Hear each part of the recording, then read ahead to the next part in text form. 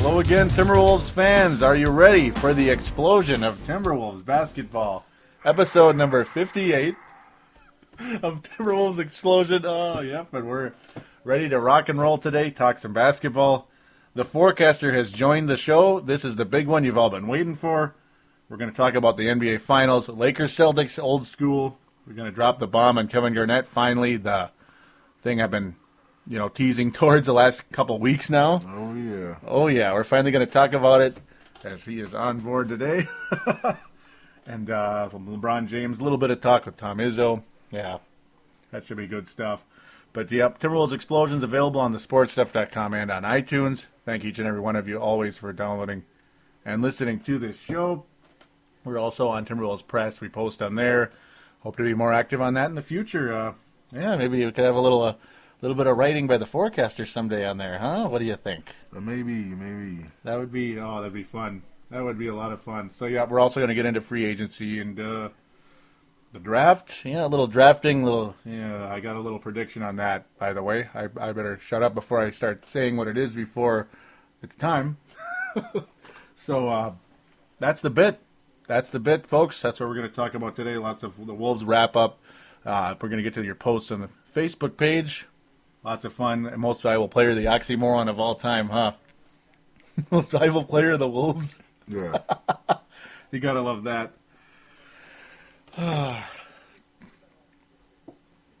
Kobe Bryant looked a little tough early on in the finals. Yeah, okay. Even though I don't really like Kobe as a person, I got to admit that he is the MVP. Right now, yeah. I mean, he's the best player in the league right now. Yeah. And I hate saying it, too, especially being we like the Celtics. That's probably our second favorite team. Yeah. Second favorite team. And, yep. I know a lot of, parts of your family are Laker fans. Most of us are Celtics fans. We're all hanging our heads when the Kobe Bryant hitting the stupid shot on Grant Hill. Oh, yeah. That was hard. That was hard to swallow. That really was. Yeah, even though I don't want the Lakers to win, at the end of the day, you just can't deny how good Kobe is. Yeah, right now, he's the closest thing to Jordan, isn't he? Yeah. He's the closest thing to Jordan, and that, I hate saying that because you just love how Kobe Bryant, he'll deny it till he's blue in the face, but he copies Michael Jordan a lot, doesn't he? Yeah. Like his facial expressions, his... like the way he does his eyebrows. Yep, the fadeaway. The facial expressions are the best, though. He's gotten a little better about that, hasn't he? A little bit, but not. Yeah. He's created his own with like the thing he does with his lower jaw. Mm-hmm. He's kind of got. Yeah, he does have that. He does have that, doesn't he? Yeah, that's something new. He probably thinks he's Bill Cowher now with the low jaw. See the bottom row of teeth, he means business. That is true. I remember that. That is true. Yeah. Oh, I wish we had a camera for that. Yeah, where you just I can't explain it, but that's one of those things. Kobe Bryant. It's like, what can you say? The Celtics kicked butt on the Magic. I thoroughly enjoyed that. I mean, do you like the Magic at all? No, I think Howard is overrated. I do too. Superman. Yeah, he's someone who I would want on my team, but not to build around. Mm-hmm. That's the thing. Yeah, he's not. I don't think there's what are there four maybe four legit championship franchise type players in the league. Maybe. Yeah. I mean, I probably should be really careful saying championship, shouldn't I? Like really careful. Like LeBron's. You think of him as that, but is he? I don't think so. Yeah, at least not yet. Because Kobe, maybe you would hold back on that because Shaq was still there. Obviously, I was, I think we both liked Shaq a lot more than Kobe when they were together. Yeah, but I think Dwight, as soon as I saw his little bit with Clark Kent, him interviewing himself, I couldn't take him seriously after that. And if I was in a playoff situation and I was on his team and I saw that, I wouldn't know what to think about that. Because for one, it's taking himself way too seriously. Yeah. You're so important, you got to interview yourself. Well, yeah, it was that, and it was like there's a time and a place to be funny. Yeah. You know? And that was, what was that? Was that the conference finals or the semi? I can't remember now. I think it was conference, wasn't it? It was right. God. Because I know the first two rounds they just whipped through everybody and it was like boring. Yeah. I didn't even bother even checking those games out. Yeah, me neither. The first two rounds, I didn't even, there was like nothing to watch. It was like, like 30-point games, one way or the other, you know. One of the close series, series that went to, was it a sixth game? That's right, sixth game with the Bucks and Hawks. And, but every game in that series was a blowout, even though it was a different team winning. That was crazy. I mean, I bet, it's like he's fooling himself. I don't know. And for the whole Superman thing, I hate even calling him that. Oh, yeah. Because I think that Shaq is the original Superman. I do, yeah. The Man of Steel. Yeah. Man of Steel, yeah. I mean, it's one of those things I can never disagree with, that he's the real Superman. He's done the Steel movie. Mm-hmm. You know? Yeah. And I mean, the tattoo, you know, that's just part of on it, his yeah. car. Mm-hmm. I mean, it's not like it's something that just came up like a year before Howard came into the NBA. He's been, Superman. Yeah, he's been Superman at least 15 years before. And the funny part is really when we call Dwight Howard Superman, we're just being sarcastic, really. Yeah. That's really what we're being, to be Yeah. honest. Like, we're like, well, call Jordan over there in the Lakers, that guy too. Yeah, but when you're going into the playoffs, you need a whole different type of mindset. He was just being way too goofy, then smiling all throughout the games and stuff, and he showed more of a leader type role towards the end, but by then it was too late. Yeah, because by the point where the Magic started to take things seriously, it seemed like, or they started to realize something. I don't even know what they're realizing at that point. It was when they were down 3-0 to Boston. Yeah, it was 3-0. It was a little too late. Yeah, Vince Carter looks like he's dead. That was what a drop off. What a difference a year makes, huh? Yeah, I Vince know Carter. Dwight was he probably got mad because he figured that he can do another halftime interview dressed as Lois Lane. Oh wait, who was that? Wait, who was that again? I'm huh? Superman's Clark Kent worked with Lois Lane. Oh yeah, I was yeah. like, I'm it's sorry. great. I'm like all. Put the whole I'm wig sorry. on and stuff. That was bad. Yeah, that. Yeah, you're right. I'm all like, oh my god. At first, I wasn't sure what. Oh, yeah. That's pushing it over the. That's way pushing it over the I bet top, he would isn't have it? done that. Help Superman, help me with the long wig and stuff. That's bad, isn't it? That's how bad it is. It's like, thank God it's not Magic in L.A. again. That was too easy. I mean, I committed the cardinal sin as obviously Boston. I know this is Timberwolves explosion, but Boston's probably both of our second favorite team, right? Yeah. Safe to say? Yeah. And not because Kevin Garnett's there, at least not in my part. Well, for me, But, it's because of Ray Allen. Yeah. Ray Allen, the former Bucks. You're a Wisconsinite. Yeah. Yes. Yeah. Wisconsinite by nature. Yeah, I had to follow Ray. Mm-hmm. And of course, he is just, I mean, you personally love the 3-point shot. Yeah. And that's what Ray Allen is. He is the ultimate catch and shoot, and fills that role perfectly for the Celtics. And Well, for one game. at least for at least for one game. So now, yep, perfect segue to the finals. That was a good job there. And game one.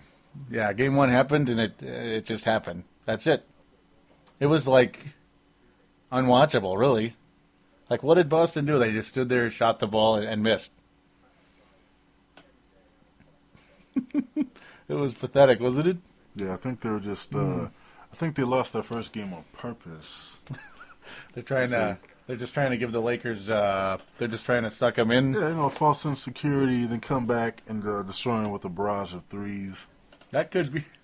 At least that's how game two was. I mean, that's the funny part. I mean, they're just trying to treat the Lakers like maybe they're the frog in the kettle where you have it on. It's just slowly warming up, right? Yeah.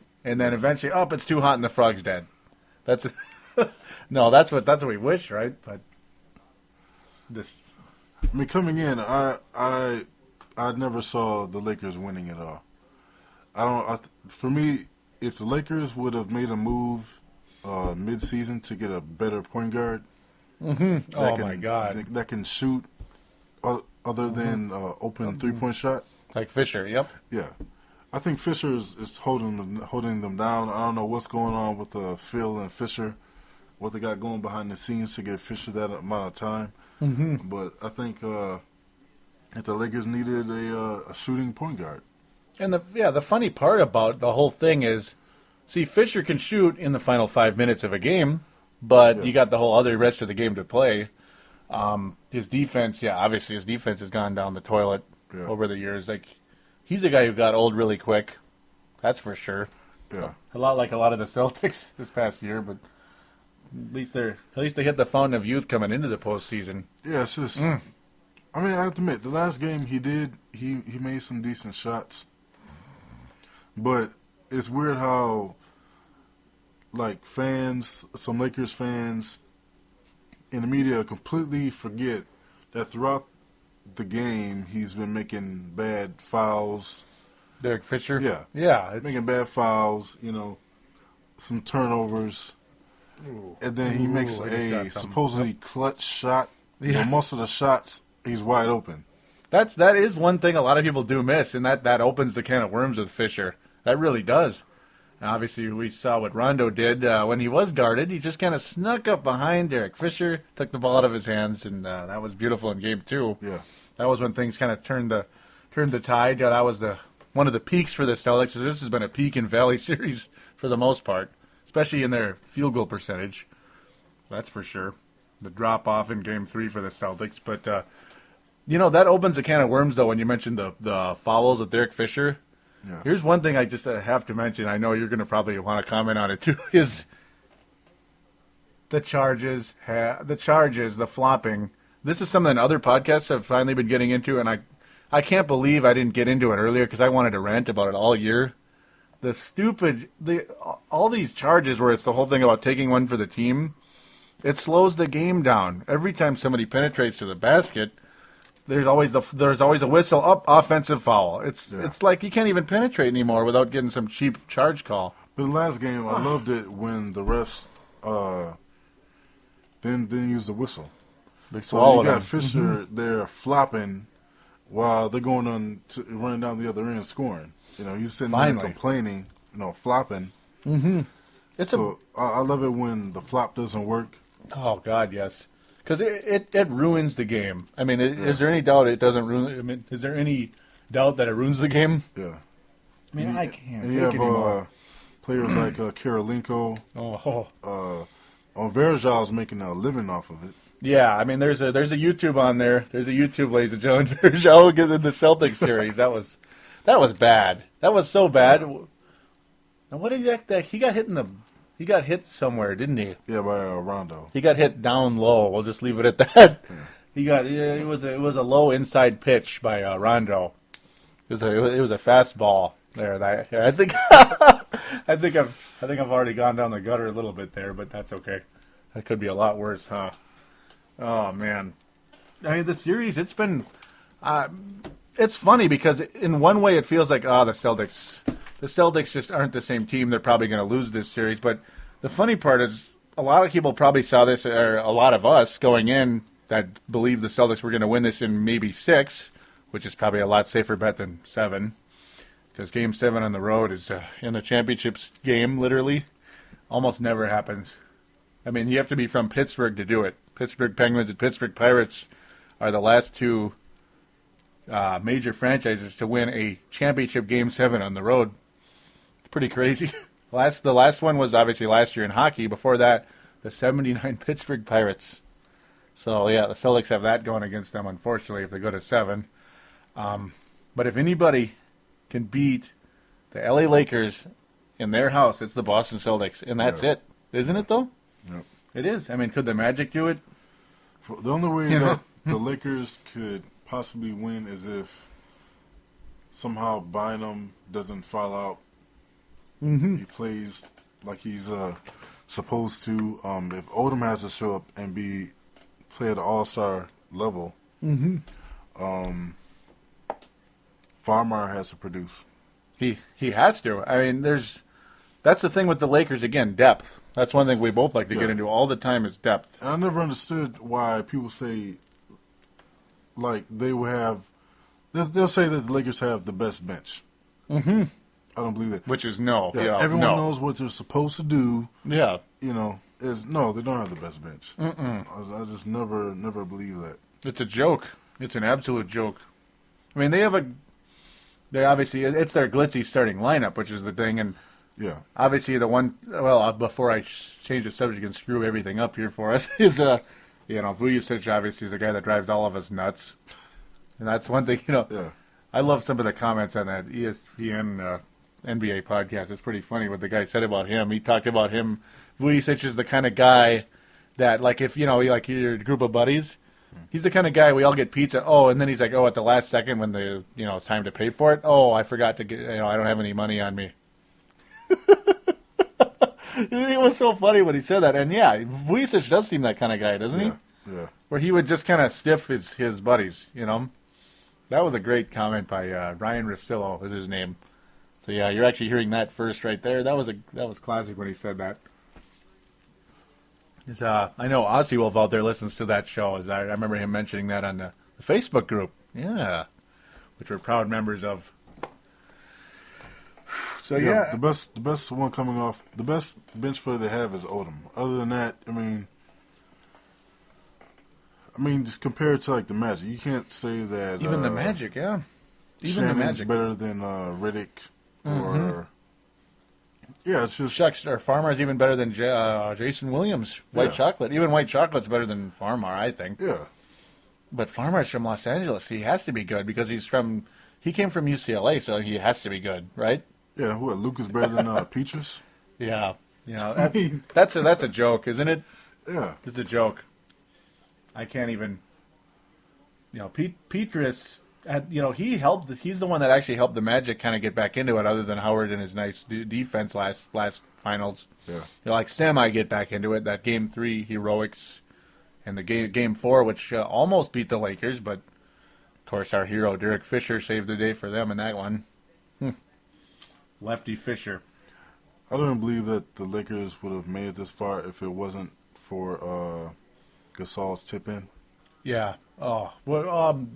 That was in that. That was way back in the Thunder series. Yeah. I don't think they would. I don't think they would have beat the Thunder. Honestly. That's the amazing part. They could have lost to them. That's a legitimate argument you could come up with. Yeah, if the Thunder had a decent center, I don't think there would be any question. Because you figure, like, they weren't even really producing. Like, Green wasn't making his shots. Durant wasn't really making most of his shots that he usually makes during the season. Yeah. Even Westbrook, he was good, but not, his shots weren't really falling, and he's still like me and your cousin were talking about last night a little bit. His shot, he's finding his shot, but it's not all the way there yet. It's just, it's coming there. Yeah. And I've been saying, way too much, haven't I? I got to cut that out, huh? I'm starting to sound like Denard Span on the Twins, who, he hit the ball good, and caught the ball, Okay, sorry. And I think that if you have to send Kobe to guard the opposing team's point guard, that's a problem. That's a problem. It makes things interesting, that's for sure, because obviously if you do that, all of a sudden Ray Allen's going to go off. Yeah. Because all Rondo has to do is penetrate, and then all of a sudden, there's Ray Allen for the spot up 3. But then the question is he? That's what I mean, that's the hard part with Ray Allen. That's in the playoffs had a point guard that can score and who's fast. Mm-hmm. And now you have a situation where you got to tell Kobe, okay, well, we need you to guard the point guard because Fisher can't do it. Mm-hmm. Fisher can't do it. No. Yeah. And he Kobe cannot to guard the point guard. Fisher cannot do it. He's in a walker right now defensively. Yeah. He's got the walker out. And it's obviously, hey, Fisher, sure, he's a gutty guy. He loves the game and all that. But, again, it's like we get bored of hearing that all the time, too. Yeah, I mean, the stuff he has to say to keep the team together, he can do that on the bench. Sure. He could. And by the way, speaking of that, I'll just say this super quick. I wouldn't be surprised if he's an assistant coach when he's done. Yeah, everything he's doing, all the stuff to get the team together to gel, he can say everything from the bench and not take up a roster spot. Mm-hmm. But then again, it's his clutch shooting that's kept him going, I guess. I mean, he's kind of their Ori, I guess, now. The new Ori. Yeah, but my whole thing is, it wouldn't have to be so clutch if he didn't cause them to lose so many points by defensively. Yeah, and the turnovers. Yeah, the turnovers. I mean, they wouldn't be in that situation where he has to be so clutch in the first place. Yeah, that's a really good point. Now that I think about that, that is a good point. Yeah. Yeah. Put me in a box there. You put me in a box. Look at you. Oh no, that's like, oh, you're clutch Fisher. Well, you just gave up 10 points, so. You know. Yeah, it comes back full circle, and that's for sure. So, what's your gut feeling? Do you still think the Celtics pull this out in 6, or maybe even they actually go into Los Angeles and pull out Game 7? I think it's 6. I think the Celtics got them? They don't want to win a championship in L.A.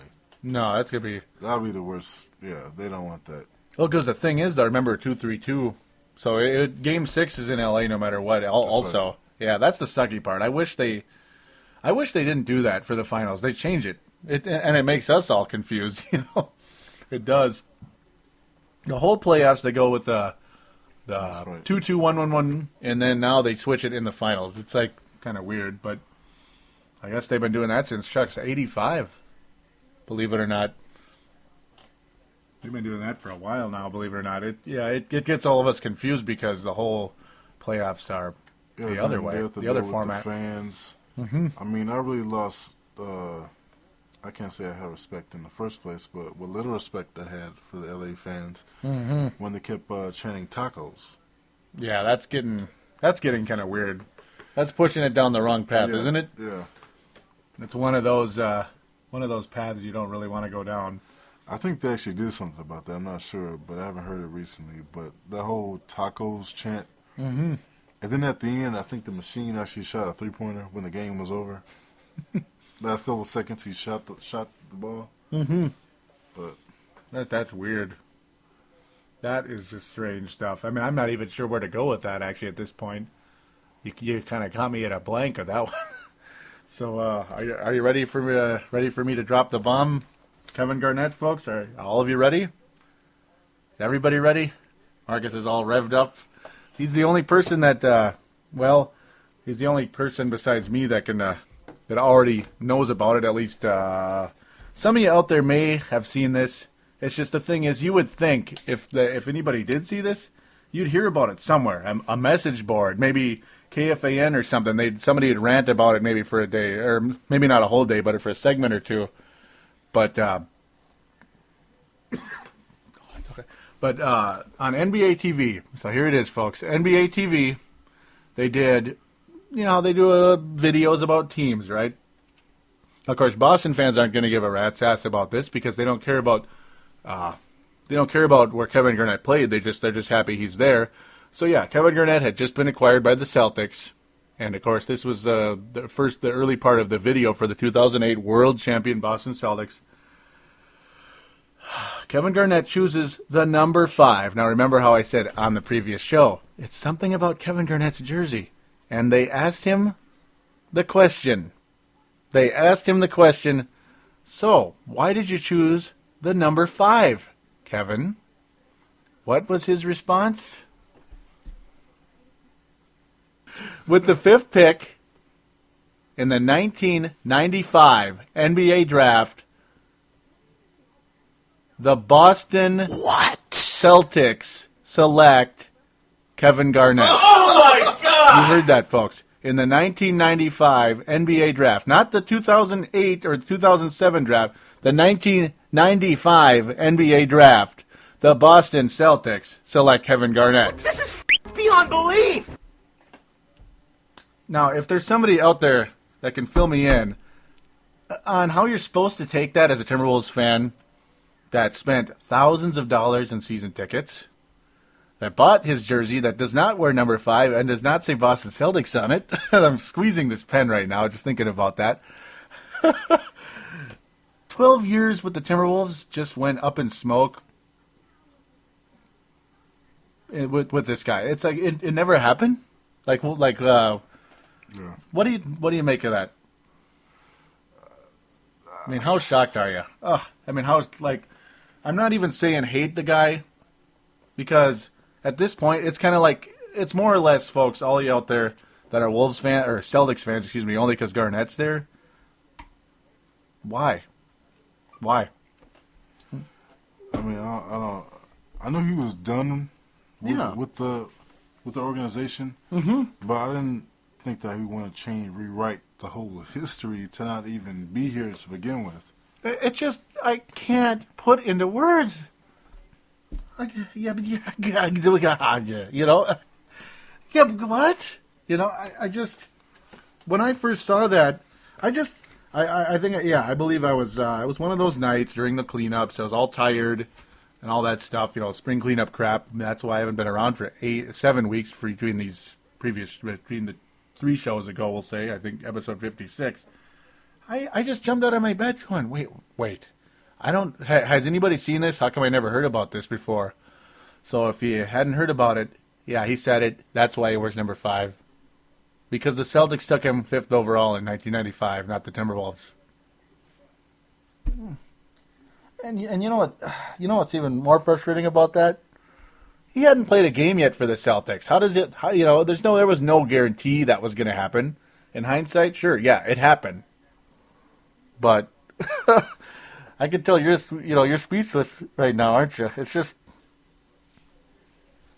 And again, I'm not saying hate Kevin Garnett because he said that. It's more or less, I'm going to say this very frankly to all you out there, get over it. For those of you that don't like the Wolves because Garnett's not there, well, he was over you the day he put on that. No, he didn't even put the jersey on, the day he held the jersey in his hand. So, just, that's why. I mean, anything else you want to say about that, or are you just kind of at a loss of words? Yeah, it's just unbelievable. Yeah, it's like like an ex. It's like if they were to leave and you're like, all right, well, take care, and they go on and live their life and they're successful. Like good for them. But if they turn around and say, I wish we never met. Yeah, it's a different feeling. Yeah, it's kind of that whole, like as we were talking about earlier. It's like the whole girlfriend thing. Like, yeah. So what if you spend all this money? On me? Yeah, in the Wolves' case, $200 million about that, it never happened. It's not even that they were never. It's not even that it's over. It's that it never happened. That's what hurts about it. Yeah, it hurts. I'm sure a lot of fans want to see him leave. Yeah, get his ring. Yeah, just kind of like, sure. All right, this relationship isn't working. I think we should move on. I want to see you do better. I can't give you what you need. I heard there's this guy over there in Boston who can help you out. Yeah. And then they leave and you're sitting there like, all right, I hope they do good. But for them to turn around and spit in your face. Yeah. And it's even beyond spitting in the face. It's like the face was never there. There's no face to even spit on. You don't even exist. It's, wow. And I know Shaq sort of did that to Kobe for a while. Like, when they'd ask about Kobe, he was kind of like, who? What? You remember that? Yeah. I mean, that I can understand more, because Kobe was, Kobe did everything he could to alienate Shaq. The Wolves did everything in their power. Yeah, I can see if... Well, maybe not. See how but he wouldn't like the organization. Yeah. But the game where they came here, Boston played the Wolves, where they won by him, stealing the ball from Telfair, which was a foul. Stole the ball from Telfair, they act like he won the NBA title. Yeah. Yeah, that was when we were in Boston, right? And he was holding up the part of the jersey that says Celtics, and then was saying Celtics, y'all. Yeah. Which he used to say Timberwolves, y'all. Yeah. Like like they won it all because he beat the Wolves. And he beat the best point guard ever in Sebastian Telfair. Yeah, fouled him. Should have been a foul call. But that was blatant, wasn't it? I mean, it wasn't like he was playing against McHale No. or anyone. Or even, let's say, a guy that was his teammate, a guy at that level, Rajon Rondo. Yeah, I mean, That'd be a pretty good play. Steal the McHale ball from wasn't him. starting as a, as a power forward, and Taylor wasn't a point guard. That's just, something's just wrong, because that's where the frustration came from.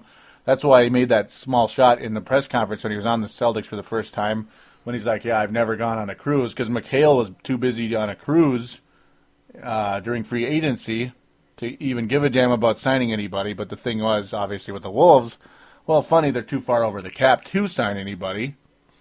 That was kind of an issue, too. But that's one of those conversations we could go on for 17 years because, oh, my God, they were all at fault. Every blank in one of them, every G-darn one of them. I'm trying not to really swear here. Yeah, it wasn't just McHale. Every he single made some one. bad choices. Yeah. It was McHale and Garnett. Taylor and Garnett. Yeah. all three McHale of and Garnett, I think, were the root of the whole thing because, and it's not even the fact that Garnett wanted that much money. Sure, that is part of it. Yeah, I but think that's a big part. it's a big part, absolutely. But the other thing is, though, what's really, really strapped the team from signing more talent, he had to get his dogs on the team. Every single one of, the Joe Smiths, that's $5 million, $5.5 million. Troy Hudson, $5.5 million. Trenton Hassel, was it, how much did he get? He got $5.5 million. That's right. They matched the Portland offer. Or was that $4 million? So it was high, and it was long, which will kill any salary cap situation. And he kind of held that team hostage in a way. Like, he didn't really hold it hostage, but he kind of did. He kind of did, and Cleveland obviously kind of put themselves in a similar spot the past few years. Now, the Wolves never won 60 games. Cleveland has done it 3 times now, haven't they? Or is it twice? Twice. But similar situation where you got to, they're trying too hard to accommodate the star. That's kind of where the Wolves are at fault there. And, they're trying to accommodate, but you have to have the guts to say no about certain players, that it's not the right idea. Yeah, that's when McHale comes in. Yep, that's definitely where McHale comes in. The Anton Jameson type move. I mean, that is going to strap the Cavs for years. That was bad. But I think if Garnett really wanted to win, see, I feel bad for him, but at the same time, if he really wanted to win like he says he did, Yeah. he would have took a pay cut. Or at least, well, the thing, when it was time to negotiate a new team, at least hope to. The one thing is, obviously, once the contract is signed, you're screwed. But that was kind of one of the final straws when they traded Garnett. He refused to drop below the $20 million mark. Yeah, see. Because that's another thing right there. The whole loyal thing. Yeah, you're loyal, but you've already made $200 million. You're getting older. You want to win now, but you refuse to lower the money that you've not only strapped the team with, but we've strapped it with all of your dogs, Trenton Hassel and all those guys, which did not produce a championship caliber team. Yeah, during that time, it was like, okay, we're going to give you $20 million, but now we can't sign anyone. Can't. Nope. And because we were giving you, over $20 million, now we have to wait it out for a Yard's contract. Oh my God! Yeah, Mad that's Dogs, the worst one. Yep. Yeah, even Mad Dog. I mean, it was small, but it was long, and he's like a wasted roster spot, really, other than fouls on Shaq. That's about what he's there for. Yeah. So it's like, what are we supposed to do? Okay, we're going to pay you. Okay, let's say, we'll give you the contract, Kevin. We're not going to win any games, until those contracts are gone. Yeah, and then we can 5 years afford down to the give you road. some help. Yeah. And that's the thing. Yeah, the contracts were way too long. All of them. Mike freaking James. That was one of the ones I remember just grabbing my throat at the time. I'm like, oh boy. Yeah, he had a nice year with Toronto, but it was 1 year. He was 31 already, and he was talking like a maniac on the radio before we signed him, and it's like, that's a bad sign when they're talking like a maniac, that they're probably some goofball that doesn't really get it. That guy's a maniac, man. As is Ricky Davis, which we know. That's another 3-hour show where about a year and a half ago, I exploded on the air, and that's where Timberwolves explosion was at its finest in a lot of ways. So Yeah, but I'm kind of wondering if he wanted to leave once he saw how Brandon Roy was playing. Brandon Roy with the Because that had to hurt. If you want to win that bad, and then you're sitting next to Foy, when Roy is over there getting Rookie of the Year. That was one of the moves right there. That's all time, because that's another kind of worms. Obviously, is that's where McHale comes in, is the really poor drafting.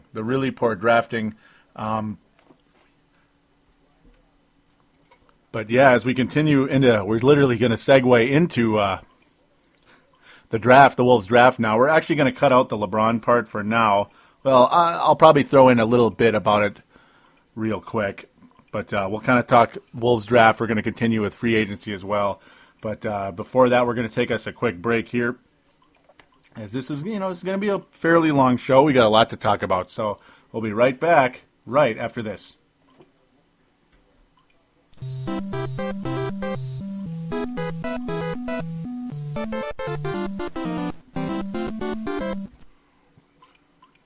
And we are back on Timberwolves Explosion episode number 58, which is a reminder for iPod, Microsoft Zune, and other MP3 player users. So, yeah, we're segueing into the draft because we started talking about the past drafts with McHale and how he, helped screw up the team. We could go on with that for 55 million years. I was going to talk about LeBron a teeny bit, mostly because of what Garnett said. Maybe we'll jump into that in a little bit here. It's something Garnett said about LeBron and loyalty and all that, but a lot of you already kind of know about that. The other part was important stuff that you don't know about, most of you, that didn't see that Boston Celtics video. That was about the only way you were ever going to find out about what Garnett said. So, yeah, the draft and free agency. So, I guess we're going to get to the draft. 4th overall pick. How excited are you? I'm excited, but my excitement depends on if there's going to be any trades behind it. If we get just one player out of it, I don't think that'll be enough to change this team. That 4th pick? Yeah. Because that's exactly where I was about to head. Because here's the thing, and I know great minds think alike. We try to get close enough to the microphone here so we don't we're not too quiet. We apologize if there's a issue. Small cramped quarters here. This is the thing. Here's my opinion on the 4th pick. The Timberwolves cannot dramatically improve or even very much improve if they stand pat. They can't do it. To me, with the 4th pick, Wesley Johnson does not change this team, does not take them to the next level. He's a piece, but he's not that major piece. He's just not. Real quick also on that is, here's the thing. Now, I understand there are potential diamonds in the rough. Now, before I try to make you lose your train of thought here, I'm almost ready to stop babbling. But here's the important part, though, about that. I know there are potential gems at this point. There's probably at least 2 or 3 guys that could become franchise changers. Maybe Greg Monroe. Maybe. But it's just a maybe, of course. And the $1 million question is, though, is this Timberwolves franchise capable of finding that player? Are they? What do you think? No, I don't think so. I mean, I know it's a new regime with Khan and all that stuff, but Johnny Flynn, and I know I'm as guilty as David Kahn last year with taking Johnny Flynn. He's not that player. He's just not. And it hurts saying it because how much I really liked Flynn coming in. I think we both did, really. Yeah, I liked him too. Mm-hmm. So overall, what do you think the Wolves need to do here coming in with that 4th pick? How about that? Yeah, that trade down, that Randolph thing. That's one thing that we could get into right here too. Yep, yeah. Randolph. Yeah, I heard about that too. I think the Wizards saying that trade that's just a rumor, but if that is true, I'm not sure if I would want to give up Love for Randolph. Would that? Oh yeah, that'd be that. That'd be one of the other scenarios. Yeah, that'd be the straight up deal with you just get Randolph. You mean? Yeah, I mean, There's that one too. Yeah, Yep. if we're trading for Randolph, we shouldn't give up the pick. You don't want to go fourth? No. Because that's the one thing. Yeah, you'd be giving up 4, and you'd be giving up the 4, maybe and probably another piece for the financial purpose, I believe, and you'd be getting back the 6th pick and Randolph. Now that might mean they're targeting a guy like Greg Monroe, maybe like as I was mentioning, a possible gem that could be a franchise player. But again, that's always a complete maybe. And Monroe and Randolph are probably too similar as well, aren't? Like, wouldn't you say? They're kind of athletic power forward types. Yeah. Or semi-athletic, I guess. In Monroe's part, he's more just kind of an intangibles guy, really, at this point in his very young career. I mean, the 4th pick. I mean, do you think Wesley Johnson could really be a huge improvement for this team? Well, I wouldn't want to take him at the 4th pick. I would take Cousins at the 4th. Mm-hmm. Make some type of trade for Randolph and Johnson with the Warriors pick. But the chances of, I'm not sure if the Kings will pass up on him though. On Johnson, yeah, that's the other thing that comes back. If you want to get Johnson as a piece, because I know people do bring that up, and that, I mean they bring it up about Johnson being there, but as you wisely said right there, that's the one thing I would come back. Yeah, that's one thing I'd come back with as well. Are you really convinced Johnson's going to be there at 6th? I mean, there's no guarantee of that. That's for sure. Yeah, I know because this draft is just stacked with centers and power forwards. Mm-hmm. So I don't know why we would. I mean, I like Randolph, and I know he's athletic, but there's so many in this draft right now that you can just pick them with our late pick. The 16th pick, we can get a. You can get your center there. Yeah. You potentially can, and of course, David Kahn also mentioned that after like early part of the draft, it's absolutely stacked with wings. So if you potentially pass on Johnson early, maybe you can get the wing later as well. I mean, there's so many different possibilities. Maybe if you go with the DeMarcus Cousins move with number 4, it could get interesting. I mean, that's another one of those risky picks. Hopefully Mark's going to make it there, Mr. Forecaster there. It's been a rough ride with the cough there, but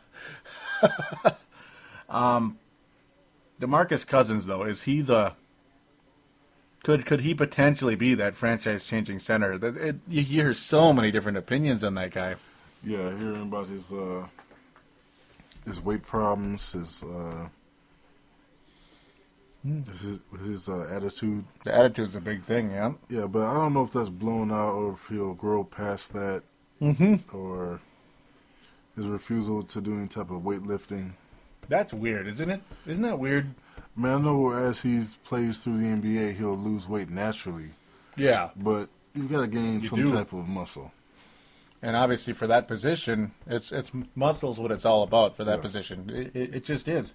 I mean, you can't have the same build that the guys had in the 80s where they could get away with that. They were more square shoulders, chicken wing arms back in the 80s. But that's just not the way the game is played anymore. Yeah, plus it's like, do we use him? Is he that good that we pass up a position of need, which is a small forward and shooting guard? Because I don't think that Gomes will be here any longer. Mm-hmm. Oh, yeah, that's another topic, yep. So Johnson will be perfect. Johnson, yeah. I mean, Johnson would be a massive upgrade over Gomes. And by the way, folks... Ellington. Oh, yeah. And by the way, folks, I was not comparing DeMarcus Cousins to square shoulders and chicken wing type people. He's got natural size, but I'm just saying weights are so important in this day. But no, I'm sorry for the segue there, the digressing there. The whole wing thing with the Wolves, yeah. I mean, there's so many. It's weird. This is something I was getting into a while ago too. Is there's too many players that play the same position on this team. Yeah. It's a mess, and it's like none of them are franchise changers. Gomes, as I said on the previous show, he doesn't really stand out in any area except maybe the mid-range jump shot. That's it. That's it. I mean, and I think both of us are ready to kind of move on with Gomes. He is voidable this year in his really weird contract. He is voidable, and what would you say his chances are 1 to 10 that Ryan Gomes returns to this team next year? 0. Pretty well. That is a 0, huh? 0. Yeah, that's so. It looks like Gomes is gone. I mean, with me, I'd say maybe 1 or 2 at the best. Yeah. Yeah, but when he is gone, I mean, what are we going to do? Move from Corey to small forward and make Ellington a starter? That's that's kind of depends on how the roster goes in general. But it depends on Wesley Johnson as well. Is Wesley Johnson coming to the Wolves, or that's the $1 million question there? But I'm saying, I wouldn't use the 4th pick on him. No, I just don't think so either. 4th pick, it's so high, and Wesley Johnson.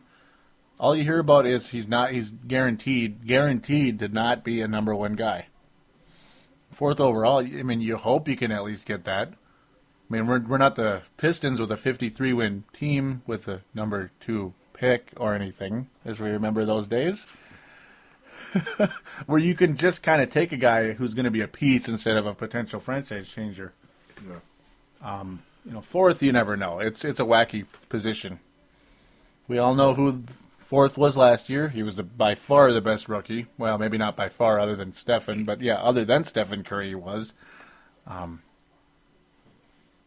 again, that's just a whole nother thing. Freak accident, or not freak accident, but just a bad injury for Blake Griffin, and of course Rubio wasn't here, and that's a whole nother conversation that could take another 17 years to talk about. Ricky Rubio. Ricky Rubio. Never ends, does it? The drama never ends with old Ricky Rubio. Does David Kahn have the ability to fix this team or at least try to get this team moving in the right direction this summer? Because last year it didn't happen. Like, even just a slight improvement. Sure, they were more entertaining, but they won 15 games. Yeah, it really messed us up because I was so sure that we were going to get the 2nd pick. That was, yeah. That was backbreaking. That was backbreaking.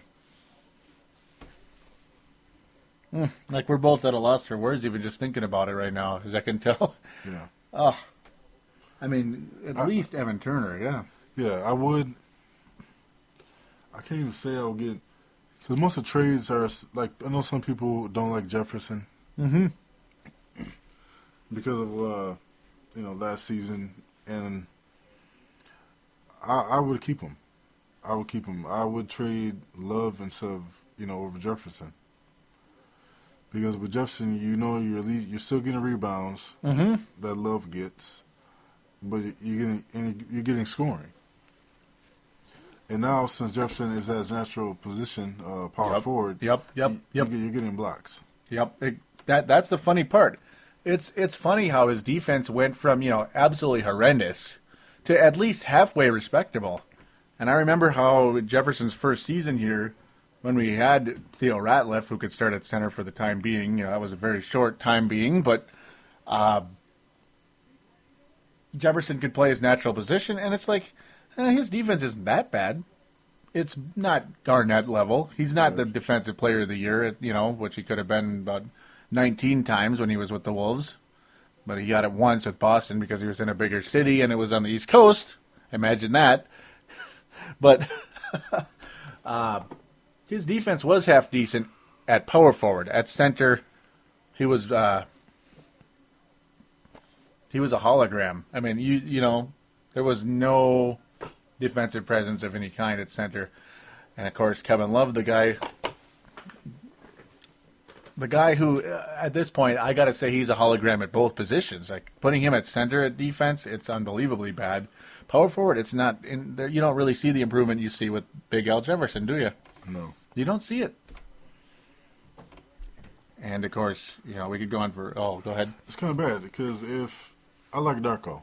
Yeah. I think I'm not sure. I know he didn't do that well in Memphis, but he didn't get a lot of minutes.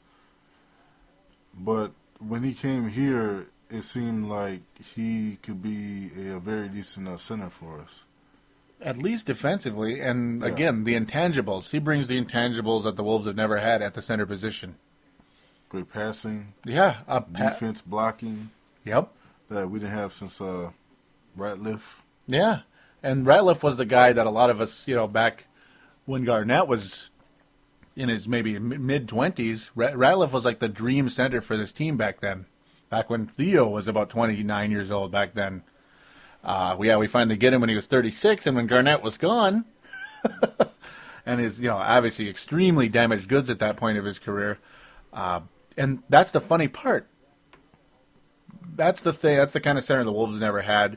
Obviously, no, Darko's not as athletic as Theo Ratliff was at his point in time, but he blocks shots nonetheless. He just does. That's the whole bit. He just does. And the thing with the draft is, say we draft Cousins.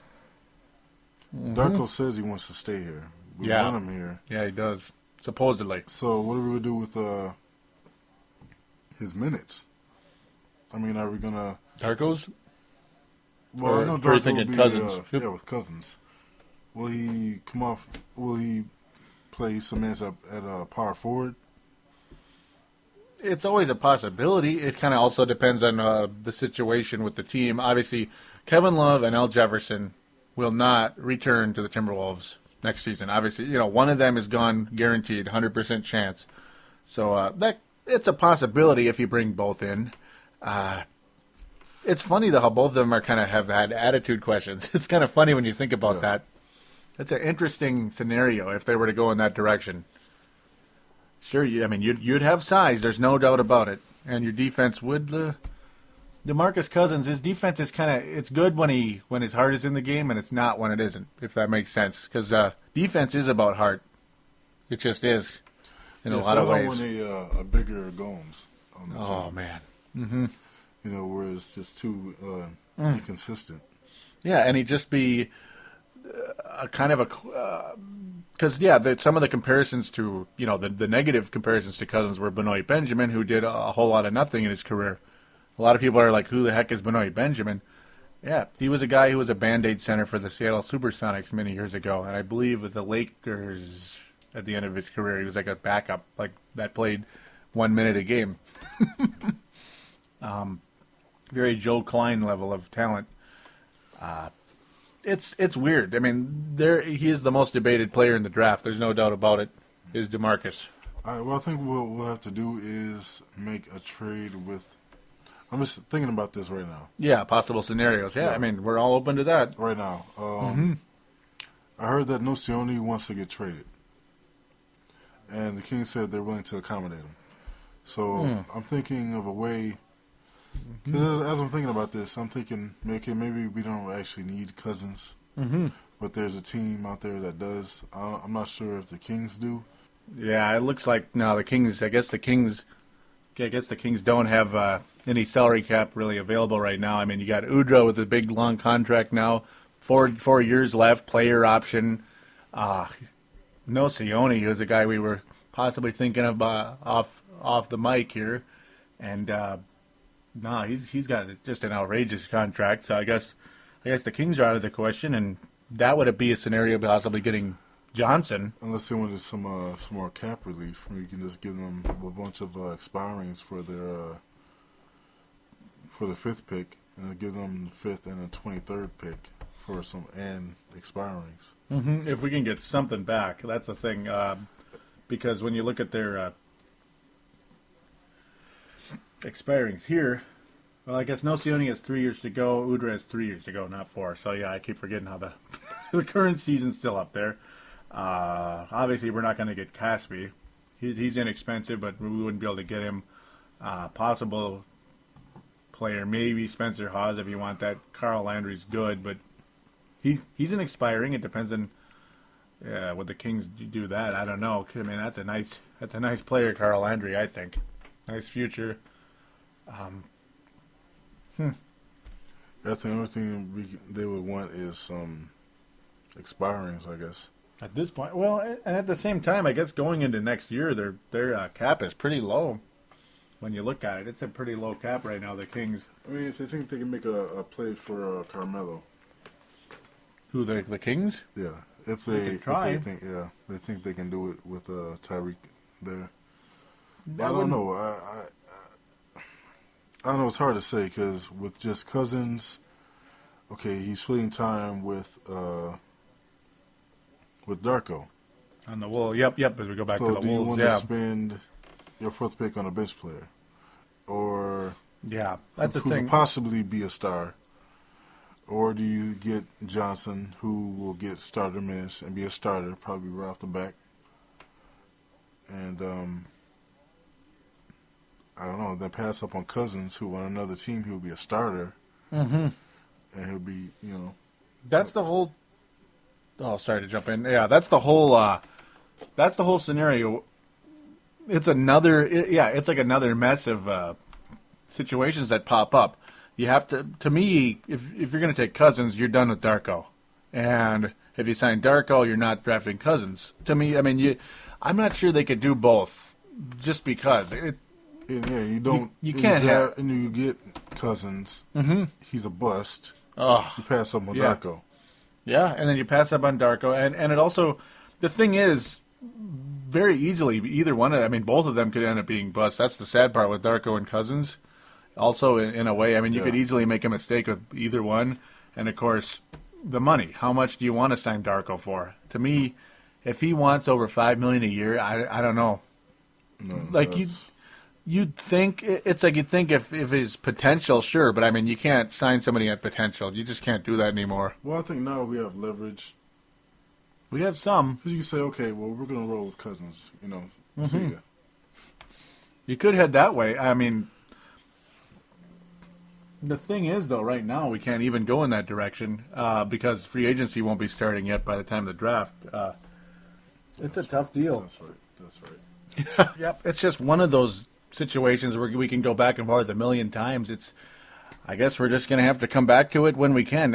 I have no idea what's going to happen at this point. It's going to be really hard to say. Free agency, again, I have no idea. When it comes to the Timberwolves. Yeah, we could bring up Rudy Gay all we want, but he has to want to come here. Of course, the Memphis Grizzlies have the right to match. That's a huge problem. Yeah. That's a huge problem. Yeah, I do not want to go on a bidding war against Rudy Gay. Yeah, because I don't want to give Rudy Gay $80 million. I can't do that. I just can't. Because then you're done. Your salary cap freedom is over, unless if say Jefferson, with Love, you're not going to lose any of that salary cap stress. With Jefferson, you might if you can get an expiring in the deal, but. Who knows how that's going to turn out? That's all on David Kahn, and I guess that's why he's paid to do his job, plain and simple. I actually think we're going to roll with Johnson. With Wesley Johnson, the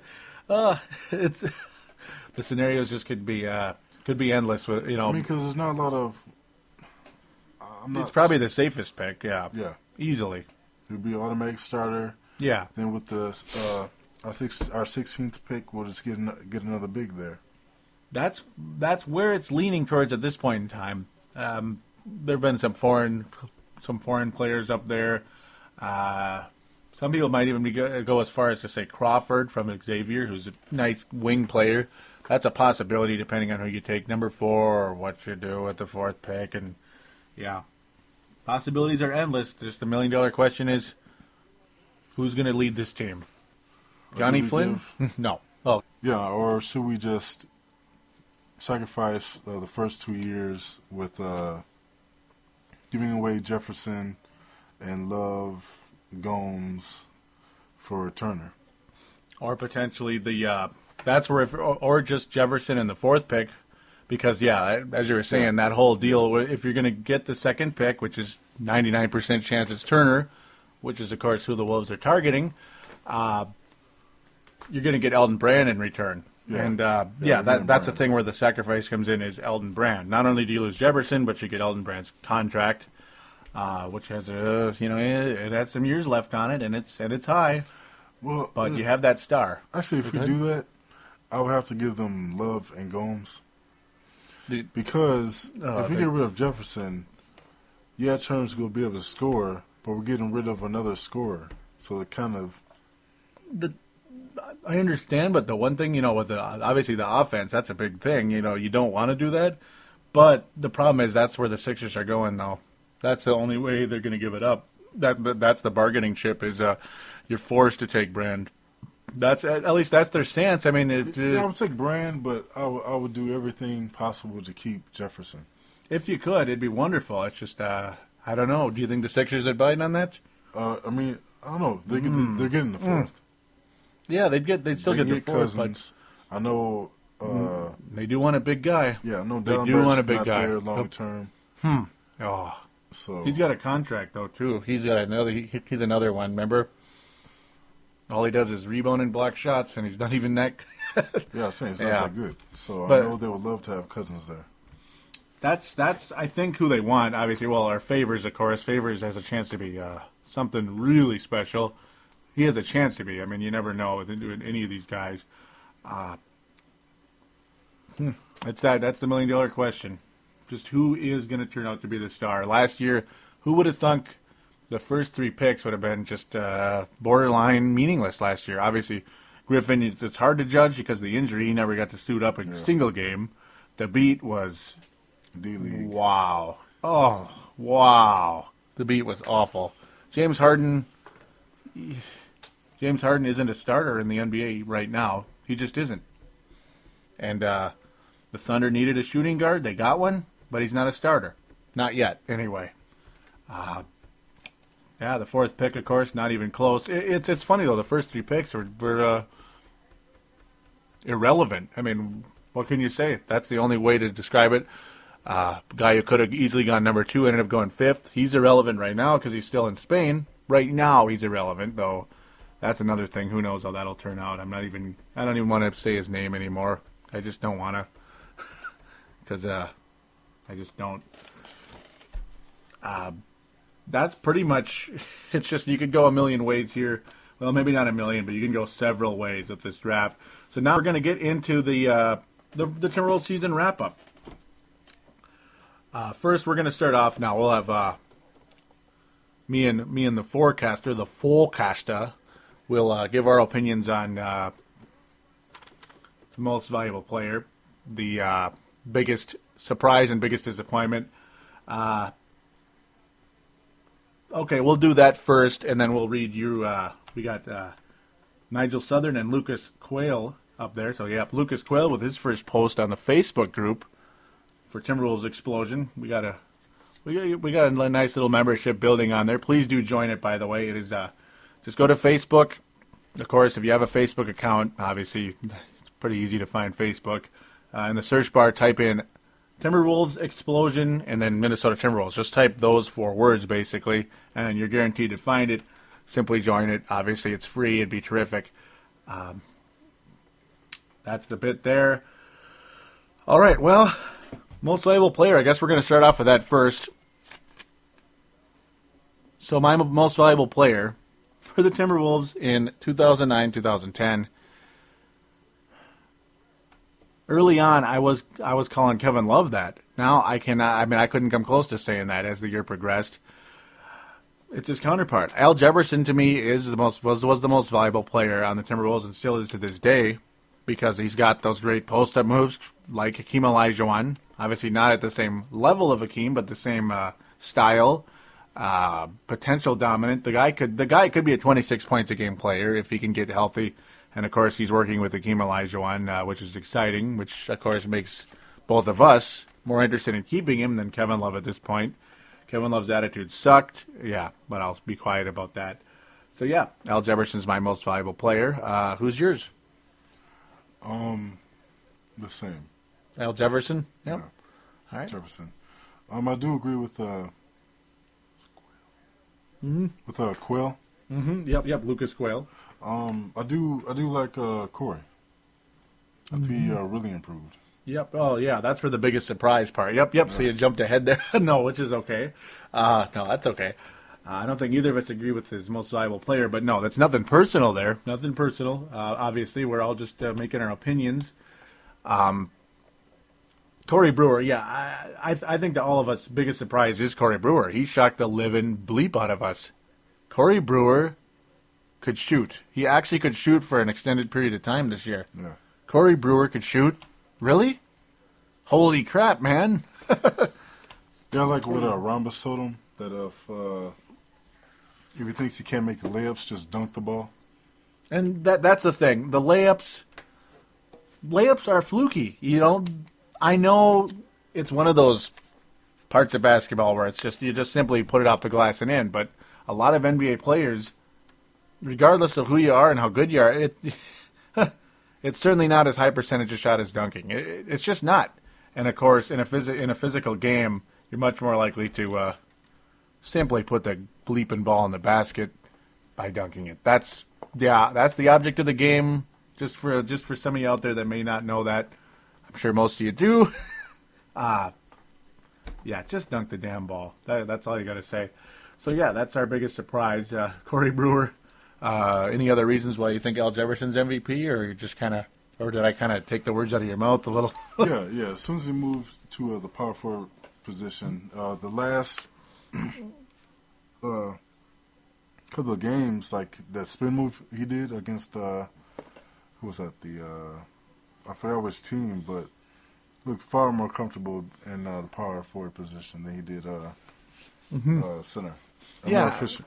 And for some reason, I'm thinking the Hornets, but I'm not sure. It might have been the New Orleans Hornets. Yeah, I'm not sure either. I'll be honest with you. And shucks, we've been out of Wolves basketball for about 2 months now, so very, very understandable there. And yeah, good point again. And the defense, his defense was not bad when he moved back to the power forward position. It just wasn't. We actually had a teeny tiny hint of interior defense. A team he looked excellent against this year was Houston, by the way.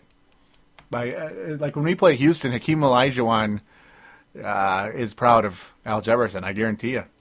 Hakeem and Houston, you just know that was, without even asking Al Jefferson, you know that was his favorite team and that was his favorite player. You can just tell. I'm looking forward to seeing what Al Jefferson can do next year after working with Hakeem. Possibly learn a couple of extra post moves, polish up what he's already got. Yeah, lots of cool stuff there. So now, let's get to the biggest disappointment. Do you want to go first, or should I? We feel the same way, so you can go first. For me, well, man, it's kind of like a tie. But it's kind of a tie between Kevin Love and Johnny Flynn.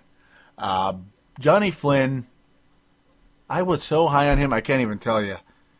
Now, I'm not convinced he's going to be Jet Terry, folks. I'm not convinced Johnny Flynn's going to be Jet Terry. Can he take a team? Can he literally go on an explosive tear and score 30 points by shooting threes over and over again? I don't know if he'll ever be that, even that good. Now, I know, I'm sorry, I've flip-flopped on him a lot. He may end up being a great player, but right now, the evidence does not show that.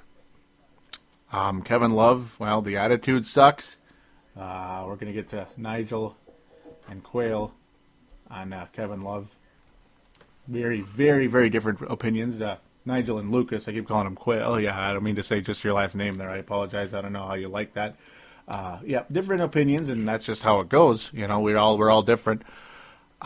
Sorry I'm so long-winded. Anything you got to... So who's your disappointment and why? For me, it's Flynn. Mm-hmm.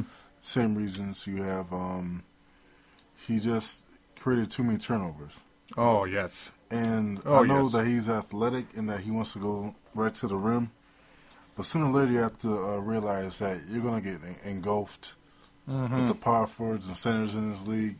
It's like every time he went to the rim to do a layup or dunk it or draw a foul, they just surrounded him. Mm-hmm. It was like they would just engulf him. And then as they're going, they get the ball, and the only thing you'll see is like Flynn on the ground, wondering what happened. Yeah, and folks, there was no foul called. No foul called. He's not going to get those calls. Yep, and that's absolutely sure. if he keeps doing it, eventually he will. That's the good part. He's going to build a reputation, but he's got to get better at it. That's the problem. Yeah, he's got to get better at selling it. Yep. And he has to develop some type of floater. And it's like he showed signs of it, but it wasn't good. It just wasn't good. Yeah. That's the problem. It wasn't awful, but the thing is, again, the object is to put the ball in the basket, and it didn't go in. I mean, it just didn't. He just could not seem to penetrate the defense quite enough. And, Chauncey Billups had those issues early on with the Wolves. Eventually it changed, and look at him. So who knows what's going to happen with Johnny. He could be anything. He could be Foy. He could be Billups. You never know. And the other guy for me is our newest Mike James, Sessions. Oh, my God. I can't believe that's the one I was actually probably supposed to say all along. Yeah. What happened? What the hell happened? Here we go. This is it. This is where we can really get some good radio here. Ramon Sessions looked great on the Bucks, and he did not come close to the Wolves, did he? No. Not even close. Poor to Mike James was talking all the stuff about, all the assists he had, points. Assists? Really? He just didn't look smart out there. I know that the team looked a little bit better when it was run by Sessions, but that's not really saying much. No, because Flynn was out of control. He didn't fit the triangle offense at all. Sessions kind of fit it, but the other thing, the passing side of his game, it fit it to an extent. But, again, in the triangle, guards are supposed to be able to shoot the ball. Can Ramon Sessions shoot? No. She can't shoot the three? No. Ramon Sessions Mid-range? from three? Nope. I mean, the three-point shots were not even... They were, again, irrelevant, non-existent. His mid-range shot, really, below average at best. And the best part also, again, point guards have the ball in their hands more than any other player, right? So what do you need a point guard to do when he gets to the free throw line? Because when you have the ball the most, you're probably going to shoot the most free throws, right? Ramon Sessions was so bad at the line this year. 80% his first 2 years of the Bucks. This year, about 66. Yeah. 66. And how many late free throws did he miss this year? And with the triangle... Oh, he's terrible. He's supposed to be able to shoot it, an open three. Yeah. That's not going to happen. So once he gives up the ball, he's pretty much useless. Yeah. Just, pretty much useless. And, we can't even hold back our laughter when you think about Sessions, because it just did... What did happen? What happened? I mean, obviously, we knew it coming in that he didn't have an outside shot. But the other thing is he didn't penetrate. That's where a lot of his points came from, was from penetrating, and he did not do it. Didn't do it. I don't know if it's because we had the bigs to spread the floor, but if anything, he should be able to draw a foul since he has so much experience doing that when he played for the Bucks. Yeah. But it just never happened. And if he did draw a foul, he's not making the shots. Yeah, and he does not make the... I almost said it, too. I almost said 2 GD words right there. Did not make the free throws, and I apologize to those of you out there that... Yeah, I apologize. I wasn't going to say it. I just came close for a minute there because I got so frustrated with it. Yeah, the Wolves are down by what? Wolves are down by 1 point. You just got to make one free throw. Or down by 2. Just make these 2 free throws, and we could go to overtime. And the first free throw was just it was like a hopeless attempt at, I can't even come up with a word. It was just so awful. It was so awful. And that's the thing too. It was so bad with Ramon. It just was. And it's funny too, it's almost like we'd still like to draft a point guard, even though after all this, like John Wall obviously is where we were leaning, which we desperately wanted. That's how bad the point guard situation ended up last year. It's like we still want one. Isn't that sad? Yeah, you would think that with all the minutes that Flynn got, you would think somewhere towards the end of the season, he would start developing. You would start seeing, okay, he was just having a slow start. But look, okay, he's getting, eight assists, at least per game. He's scoring 10 points at least. Or even 6 or 7. Yeah. He wasn't even doing that. Yeah. You'll see, okay, I guess, he's a real deal. Mm-hmm. You see a Hornets game. Oh, my God. Old Washington, D.C., Darren Collison. Yeah. Collins. Excuse me. Darren Collison. Yeah. That's an endless debate there. That guy. He did not need, wow. half a season to develop. No. He needed a couple weeks. A couple games. Not even weeks. What am I saying? Yeah, what the hell am I even saying? He was what he was. Just bam, kaboom. Let's go. Yeah. And not only did he score points, that guy racked up assists.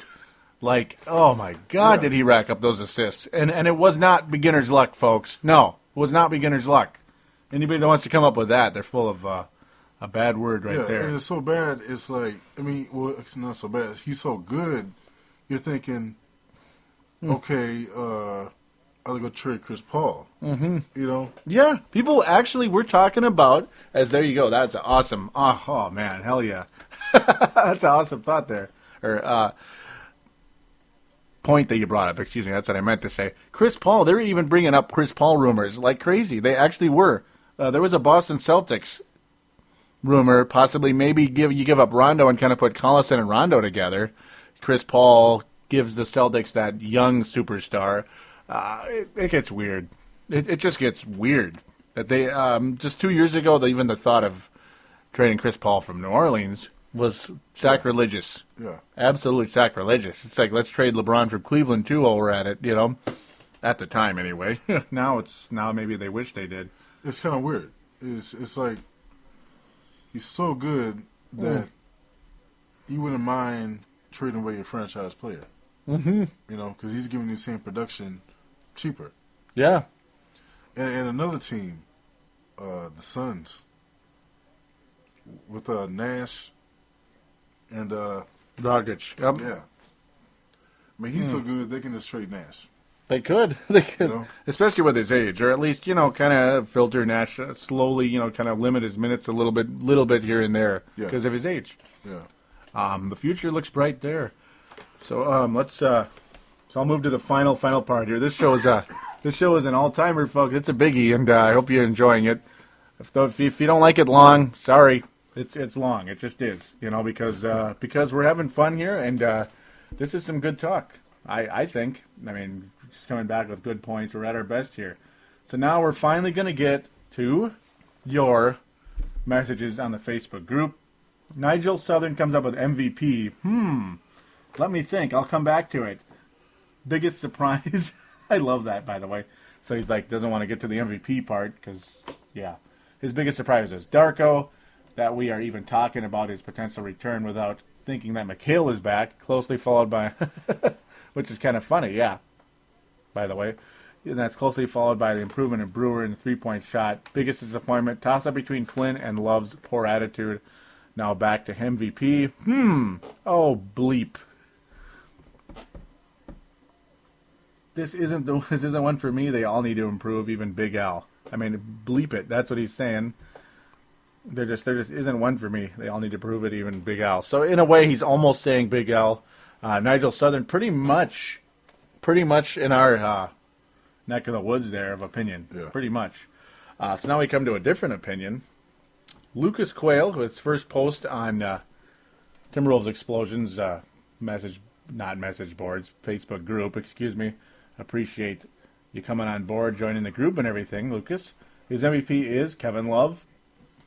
He is still capable of putting up 20 games once in a while, even off the bench. Also, he just seems to be the most talented player on the roster right now. Biggest surprise? Well, isn't a surprise in a way, to us, to all of us. Yep, Corey Brewer. Yep, exactly. Good pick there. 3-point percentage and defense really seemed to improve. He actually started to resemble the Brewer that we saw in Florida, and I completely agree there. Yes, that's why I wanted Corey Brewer so badly with that 7th pick. Yeah, as you remember very well that night, we wanted Corey Brewer. If we didn't get Jeff Green, which we didn't. That's a whole another million-year story, another 3-hour show. We could get into that. Biggest disappointment, Al Jefferson. This was the guy that was supposed to be the centerpiece of the Garnett trade, and he really seemed to take a step back this past season. He was very slow on defense. I'm starting to wonder how long he'll be with the Wolves. And again, yeah, that brings up the topic, who's going to stay and who's going to go. Well, I think Jefferson was slow because of the injury. And, yeah, that's definitely part of it, yeah. And he wasn't really conditioned fully.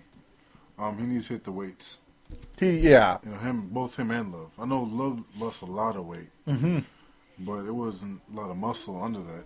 Both of them do not have definition, do they? They just don't. They don't have any muscle definition at all. I don't see Love's excuse. What's that? I think Jefferson has an excuse, but not Love. At least somewhat, yeah. I mean, there's at least something, yeah, because of the injury. Love, yeah, he had a hand injury as well, but he came out with a hell of a lot of energy when he came back from that hand injury. Yeah. So, Jefferson, I mean, that we're talking about an ACL tear here. That ain't a joke. Yeah, I'm giving him a pass on last season. So, no, it's nothing, nothing wrong with that opinion. I can understand where it came from, and heck, that baby hook shot that Al Jefferson would force up time and time again. Yeah, I could not stand it.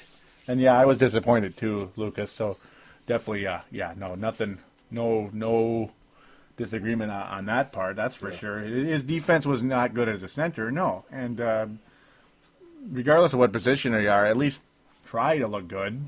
So, yeah, good stuff, Lucas. We appreciate it very much. So, really, we appreciate you guys for sticking with us. It's been a longin', and it's been a hell of a show. It really has. I hope you've enjoyed this. Have you? Yeah. Oh, it's been fun. Hopefully we can do this more often. It's just been a fun back and forth. Lots of, not really much arguing. I mean, because it's just we've been watching so much. We see a lot of the same stuff because, shucks, that's just where it is. Not every opinion's all the way in. So we'll just leave it at that. Now, we'd like you listeners out there to call into the phone lines on thesportstuff.com, 209-736-7877, 209-736-7877. It is a voicemail. Do treat it as such. Mention you're calling in for Timberwolves Explosion and opine, basically. Leave your name in town and opine. Sorry for the Bill O'Reilly copy there, but what the hell? It's like, why not? It sounds good. I mean, it doesn't mean I support him or not, but whatever. Please do join the message boards on thesportstuff.com. Very important there. Simply click the button on the upper right-hand corner that says TSS Boards, or just simply type in thesportstuff.com/boards, either or click on register and sign up with your screen name, and we can talk on the NBA boards on there. Lots of cool people on there. Lots of fun. And again, do join the Facebook group on Facebook, of course. Simply type in Timberwolves Explosion, Minnesota Timberwolves. Type that in, you'll find it for sure. And also, we have a Twitter for Timberwolves Explosion. Type in twitter.com/Wolves Explosion. So, now that we've exhausted a lot of the information we've wanted to talk about for quite a while, it's been a hell of a show, and it is late, and we are tired. So, we will be talking to you fairly soon. We got a very interesting draft coming up. Who knows what could happen in the coming weeks and coming months. We will cover it right here on Timberwolves Explosion, and we hope Marcus the Forecaster returns soon. It would be terrific. So until then, we'll talk to you later. Take care.